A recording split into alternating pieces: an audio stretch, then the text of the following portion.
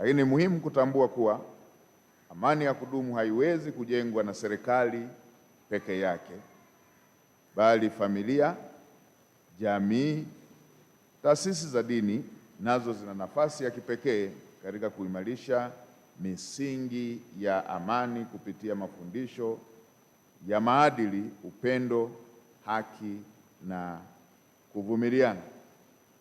Ninatoa wito kwa viongozi wote wa dini kuendelea kushirikiana na serikali, viongozi wa kijamii na makundi mbalimbali kuendelea kushirikiana na serikali katika kutoa elimu ya umoja na amani, kupinga chuki na migawanyiko na vitendo vyovyote vinavyoweza kuvuruga mshikamano wa kitaifa.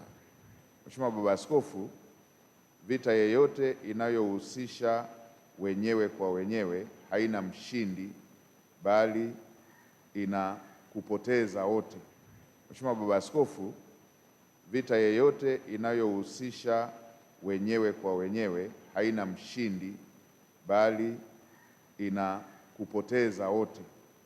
Hivyo hivyo na mgawanyiko ndani ya taifa hauna mshindi, bali una matokeo ya kushindwa wote kama taifa. Manufaa ya amani ni makubwa, na hasara ya kupoteza amani haina mshindi, bali ina kupoteza wote kama jamii.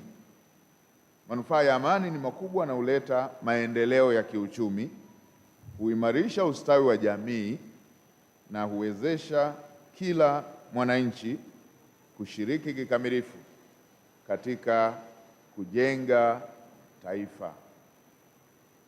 Mheshimiwa Baba Askofu, bila amani na mshikamano hatuwezi kupata fursa hata za kuabudu.